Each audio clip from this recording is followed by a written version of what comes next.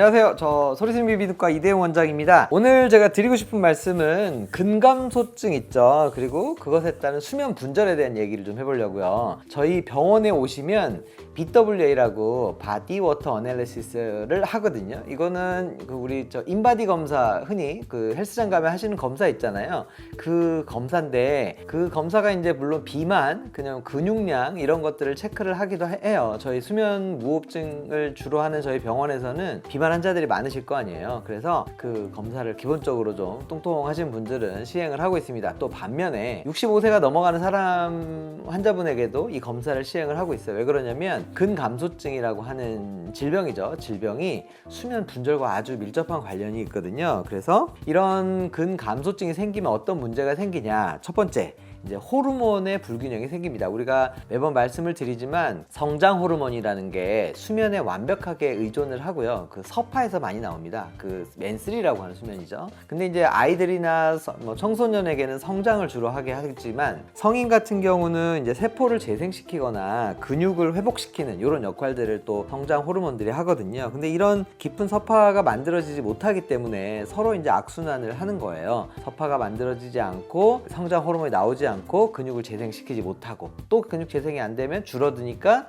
수면은 또 분절이 되고 이게 이제 근육을 녹인다 뭐 이런 표현으로 인터넷에 좀 올라와 있던데 테스토스테론이라고 아시죠? 이제 남성 호르몬이라고 돼 있는데 얘네들이 이제 활력도 유지를 하고 근육을 더 만들어주기도 하고 근육을 유지하기도 하는데 이런 테스토스테론의 분비도 좀 감소를 시키는 거예요. 그렇게 되면서 이제 물론 그 수면 분절이 많고 수면 무호흡증 환자들이 성욕 감소도 이제 대표적인 증상 중에 하나거든요. 이런 호르몬의 불균형에 영향을 줍니다. 두 번째, 이제 염증 수치를 상승을 시키고 그에 따른 이제 콜티졸의 변화를 일으키는 건데요. 우리 콜티졸도 중요한 이제 수면 중에 발생하는 변화가 생기는 호르몬 중에 하나인데 이 콜티졸을 우리가 보통 스트레스 호르몬이라고 하죠. 이 스트레스 호르몬이 많이 줄어듭니다. 자는 동안에. 근데 이 콜티졸이 줄어들지 못함으로 해서 스트레스가 쌓이는 경향이 있고요. 그리고 이제 염증 수치 역시 올라가면서 면역 기능에 문제를 좀 일으켜요. 그러면서 근력을 악화시키고 말씀드리지만 근육을 녹이는 이런 부작용이 발생을 하기도 합니다. 그리고 이제 인슐린도 마찬가지인데요. 인슐린 흔히 알고 있는 것처럼 인슐린은 우리가 주무시는 동안에 혈당을 조절을 해주잖아요. 그리고 또 얘가 다른 기능을 하는 게 있는데 근육세포에 이제 아미노산을 전달을 해주면서 근육을 많이 만들어내는 역할도 하는 거예요. 근데 이런 인슐린에 대한 저항성을 높이면서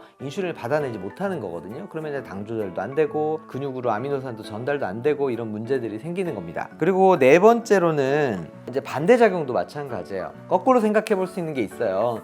우리가 잠을 잘 못 자서 근육에 영향을 준다, 잠을 잘 못 자서 근육이 녹는다 이런 표현도 있는데 반대로 근육이 없으면 수면이 잘 유지가 안 되는 것도 마찬가지거든요. 왜냐면 근육이 없으면 어떻게 되세요? 신체 활동이 감소를 할 거예요. 그러면은 낮 생활 할 때 움직임이 적어지면 어떻게 될까요? 수면에 대한 부하가 생기지 않는 거거든요. 그러면 이제 잠들지 못하는 상황이 되는 거고 또는 야간 빈뇨 같은 문제들이 생깁니다. 왜 그러냐면 방광에서 소변이 나오지 못하게 하는 이제 골반 저근이라고 하는 게 있는데 이 저근이 적절히 기능을 하지 못하게 되는 거예요. 그러다 보니 방광도 마찬가지고 그러면은 소변도 자주 나오고 야간 빈뇨가 생기는 경우도 있습니다.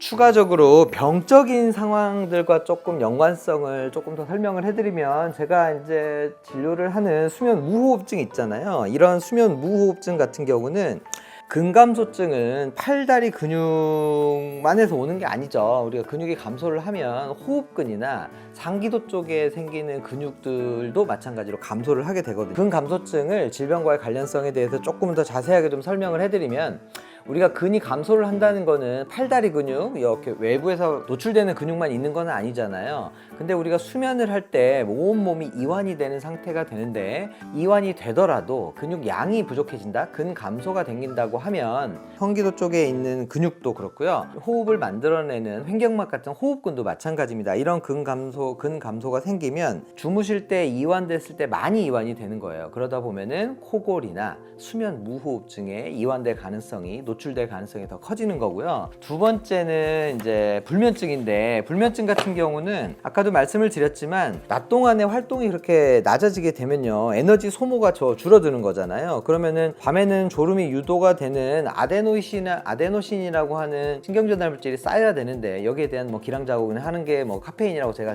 예전 강의에서도 말씀을 드린 적이 있는데, 이런 것들을 우리가 수면 압박이라고 합니다. 근데 활동량이 줄었어요. 근육이 감소를 하면서 움직이지 못하는 거죠. 천천히 움직이시거나 이렇게 되면 주무실 때 잠이 안 오는 겁니다. 그래서 기초 대사량도 떨어지고 조금만 움직여도 쉽게 피로해지면서 신체 활동량이 자연스럽게 줄어들게 되면 충분한 에너지 소모가 되지 않고 뇌에 자야 된다는 신호를 주지를 못하는 상황이 되면서 불면증이 유발이 되는 겁니다. 세 번째는 방금 말씀드린 것처럼 골반적은 소변에 대한 얘기인데, 야간 빈뇨가 생기는 경우에요. 병원에 오셨을 때 병에 대해서 설명을 한 번씩 들어보시면 저희가 소변 때문에 깬 건지 깼다 보니까 소변이 마려운 건지는 우리가 좀 구분을 해볼 수가 있거든요. 이제 그런 것들을 생각을 하면, 이런 경우에 기전은 방광 아래쪽을 받쳐주는 골반저근이라고 하는 근육이 있습니다. 이 근육의 양이 감소하거나 기능이 떨어지면 이 골반저근이 하는 수도꼭지 같은 역할을 하지를 못하는 거예요. 그러다 보니까 조금만 차면은 소변이 나오고 그거를 저장하는 역할을 좀 못하게 되는 거거든요. 수면 무호흡증 때문에 깨는 것도 맞고요. 그 다음에 이런 수면 무호흡증이 근육을 감소를 시키니까 그 감소 때문에 수도꼭지 같은 역할을 하는 근육의 감소로 소변을 자주 보는 것도 맞습니다. 이게 둘 다 똑같이 영향을 주고 있거든요. 그리고 또 다른 문제는 체온 조절이 상실이 되는 거예요. 우리 근골격에서 우리 열을 많이 생성을 해내거든요. 우리 전체 열의 40% 이상을 그쪽에서 하는 보일러 역할을 해주는 것들이 근골격들인데, 수면 중에는 우리가 보통은 심부 체온이라고 하는 게 조금 떨어지거든요. 이 떨어지는 것에 대해서 적절히 반응을 해줘야 되는데, 근데 근육이 많아야 보일러, 추우면은 보일러를 틀어주고 더우면은 보일러를 꺼주고 이렇게 해야 되는데 그런 기능이 떨어지는 거예요. 그래서 근감소증이 있는 사람들은 새벽에 추워서 이제 깨거나 아니면은 말초 혈액 순환이 잘 되지 않으면서 손발이 좀 시려가지고 잠들기가 좀 어렵다고 하시는 분들도 있습니다. 그리고 이제 우리가 근육량이 많았을 때 운동을 좀 많이 하게 되면 다리 경련 같은 거 많이 느끼시잖아요. 수면 중에 다리가 저려서 깨는 분들이 계세요. 이것도 마찬가지로 수면 중에 이제 혈액순환이 잘 되지 않고 그 작은 근육에서 이제 비정상적인 수축을 하게 되는 것을 우리가 야간 경련이라고 얘기를 하거든요. 요거는